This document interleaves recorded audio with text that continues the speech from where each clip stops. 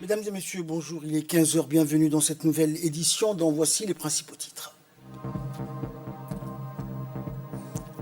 Célébration aujourd'hui de la Journée nationale africaine de la jeunesse, une journée organisée par le ministère de la Culture et de la Jeunesse et présidée par le Premier ministre. Et le G20 réaffirme ses ambitions, scepticisme chez les défenseurs de l'environnement.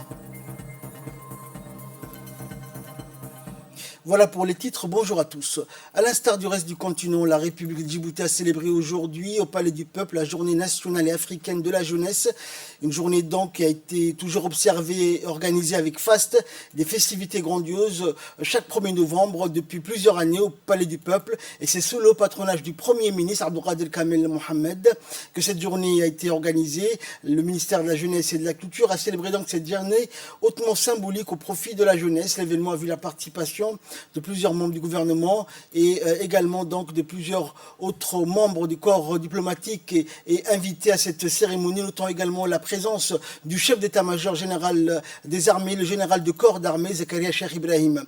C'était donc l'occasion pour les fans de la musique, principalement les jeunes, que plusieurs troupes se produisent et mettent donc l'ambiance sur l'estrade et assurent le show. Instituée donc en 2006, la journée africaine de la jeunesse permet chaque année de promouvoir la reconnaissance des jeunes comme acteurs clés pour le changement social, une occasion également de célébrer la jeunesse sur le continent et une occasion de contribuer et canaliser la motivation, l'énergie et la créativité des jeunes vers le renouveau politique, économique, ainsi que la contribution à la canalisation des voix des jeunes, l'énergie et l'idéalisme afin de renforcer les efforts visant à réaliser le développement durable en Afrique. Cet événement vise également à mettre à contribution l'idéalisme, l'énergie et la voix des jeunes pour renforcer les initiatives en vue de la réalisation du développement durable en Afrique.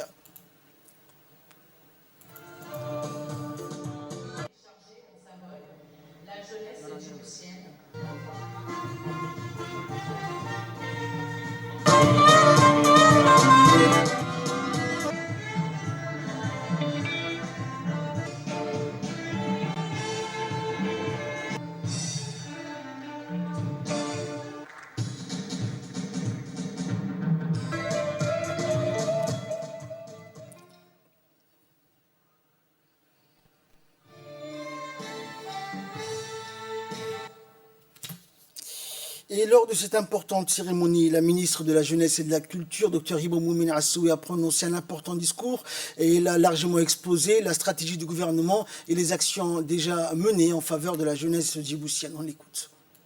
Tout d'abord, je tiens à exprimer à l'endroit du président de la République, son Excellence Hadj Ismaël Omar Guelleh, toute ma gratitude pour ma nomination à la tête de ce département qui regroupe en son sein deux entités qui lui tiennent particulièrement à cœur, la jeunesse et la culture. Mais on ne l'oublie pas, en premier, c'est la jeunesse, selon les instructions du président.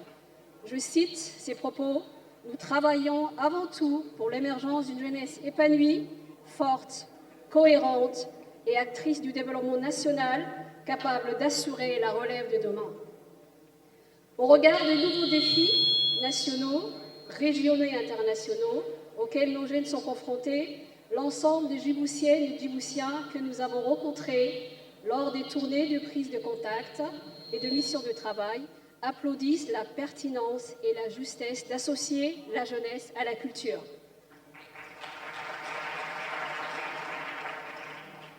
Car promouvoir la culture en vecteur de transmission à la jeunesse, l'encourager sur le cap de l'espoir, du civisme citoyen, du respect des aînés, d'initiatives innovantes, capables de maîtriser les technologies et un acteur dévoué au travail commun de développement durable. C'est l'inviter à chérir encore plus un destin commun fait de solidarité et de partage. C'est lui offrir un sentiment d'appropriation d'un legs millénaire à la fois riche et diversifié, dont l'apport à la culture est grandement apprécié parce qu'issu de la région, du berceau de l'humanité, lieu de passage de milliers de civilisations, lieu de rencontres et d'échanges. Et de son côté, le Premier ministre Abdelkader Kamel Mohamed, qui a présidé donc cette cérémonie, a encouragé fortement les jeunes à prendre leurs responsabilités, à faire des choix judicieux et à mener sans hésiter des discussions entre eux, avec les autorités politiques et avec les autres générations de notre société, afin de défendre leur voix. On l'écoute. Comme chaque année, nous nous réunissons à cette époque, à cette date, pour célébrer la Journée nationale africaine de la jeunesse. Une journée qui met en relief le caractère incontournable de la jeunesse africaine dans le renouveau de notre pays et de notre continent, et je m'en réjouis. Aujourd'hui, l'Afrique a la population la plus jeune au monde, avec plus de 400 millions de jeunes âgés de 15 à 35 ans. Et selon les récentes données et les tendances actuelles, laissent présager que ce nombre va doubler d'ici 2045. Cette spécificité est une donnée essentielle de l'avenir de ce continent en pleine mutation. Il n'est donc pas tout à fait exagéré de clamer que miser sur la jeunesse africaine, c'est miser sur l'avenir du continent. Et cela comporte des défis majeurs qui sont déjà et auxquels, bien entendu, il est urgent de répondre.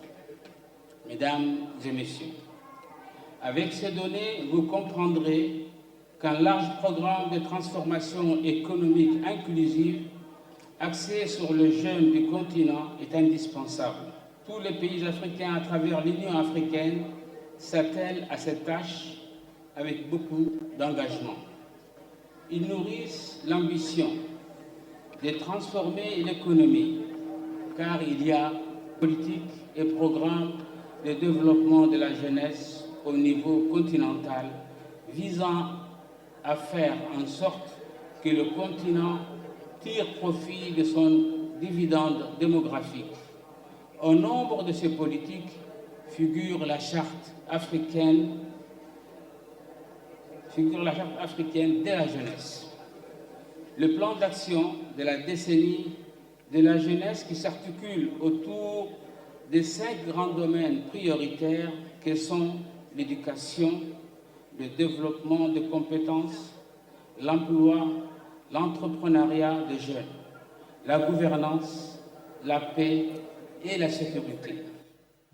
Et après la série des discours en marge de la cérémonie, le Premier ministre Abdelkader Kamel Mohamed, accompagné de la ministre de la Jeunesse et de la Culture et du général de corps d'armée Zakaria Cheikh Ibrahim, a procédé donc à la remise de décorations et ont élevé M. Naguib Abdallah Mohamed Kamil au rang d'officier à l'ordre national du 27 juin, ainsi que plusieurs autres acteurs majeurs qui ont œuvré à la cause de la jeunesse djiboutienne au rang d'officier de l'ordre national du 27 juin, reconnaissance de leur travail dévoué, de leur abnégation.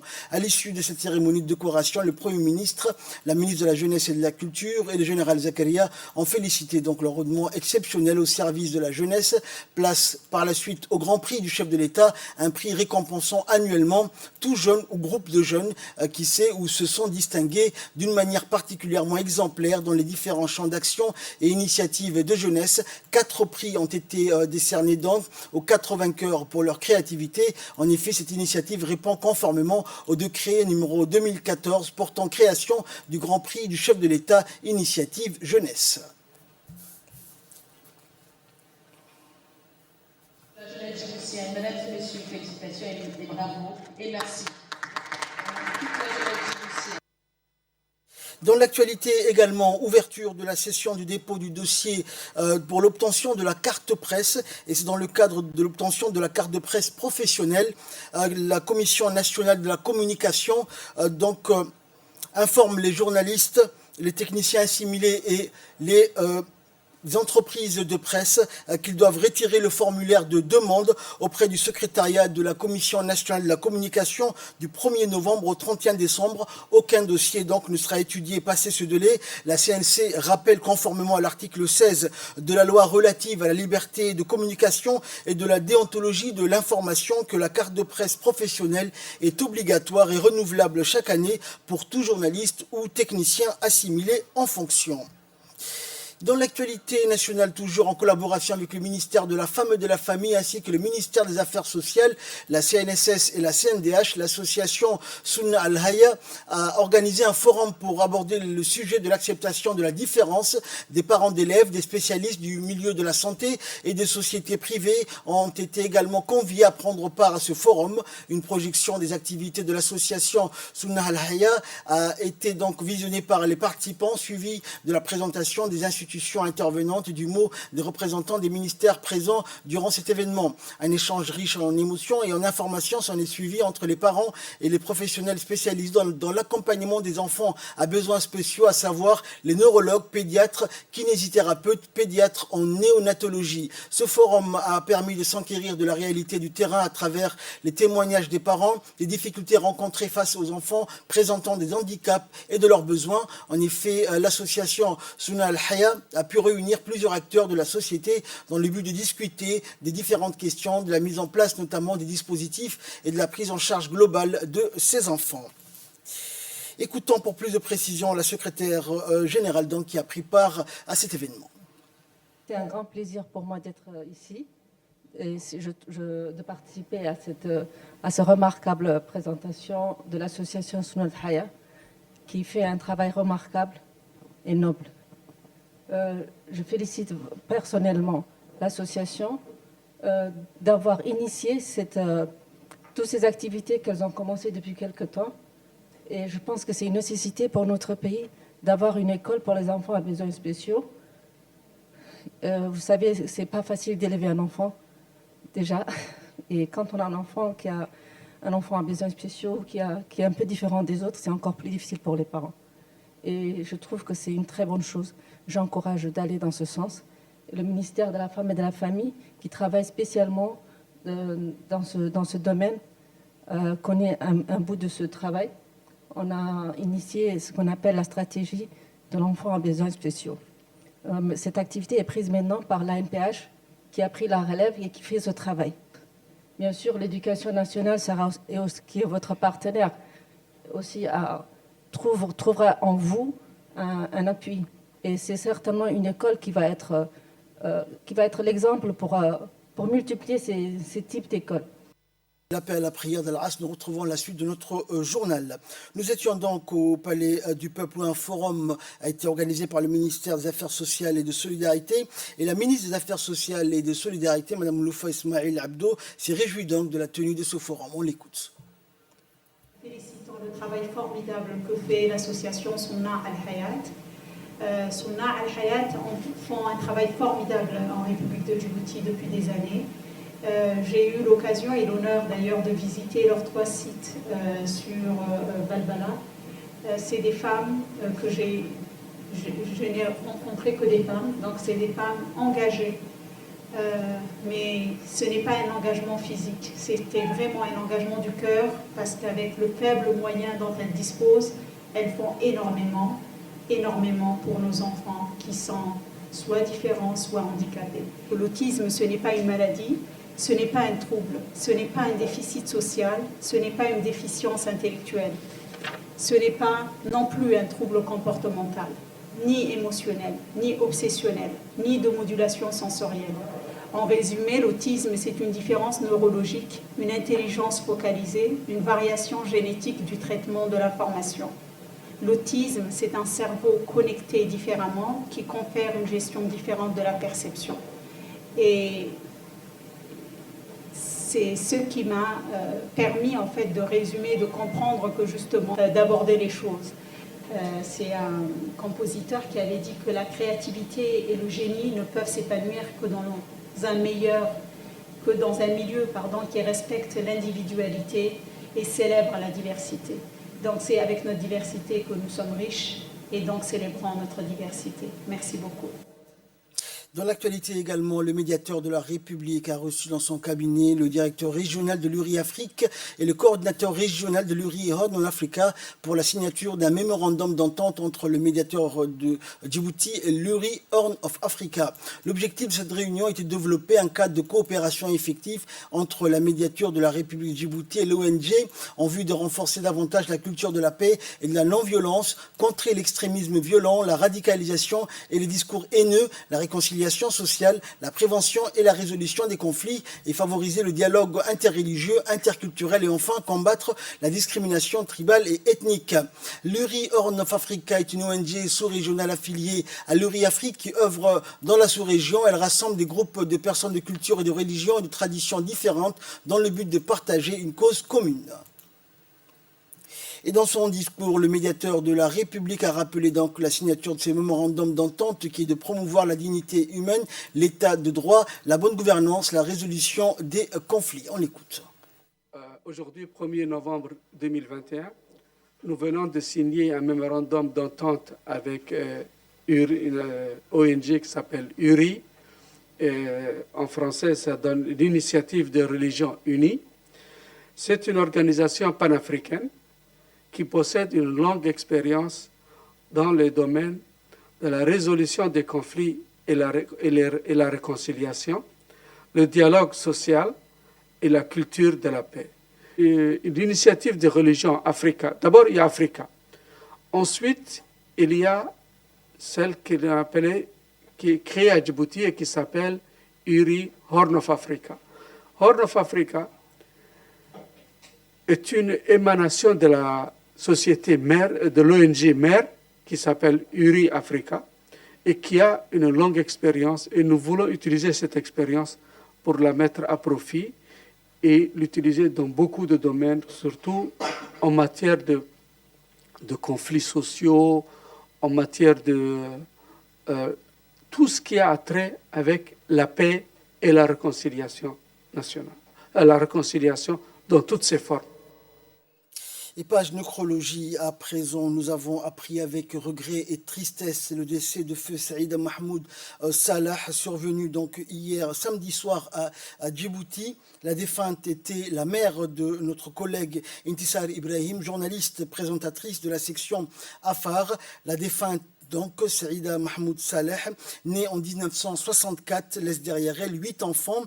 Et en ces douloureuses circonstances, la direction générale et le personnel de la radiodiffusion-télévision de Djibouti adressent leurs sincères condoléances les plus attristées à la famille et aux proches de la défunte et à leurs collègues, donc Intisar Ibrahim, et prie le tout miséricordieux d'avoir pitié de son âme et de l'accueillir en son paradis éternel. Inna lillahi wa inna ilayhi raji'un. Page nécrologie également, nous avons également appris avec tristesse et regret le décès de feu Abdillahi Ali Assoué, survenu hier à l'hôpital Pelletier. Âgé de 57 ans, il était technicien supérieur à la CIAF.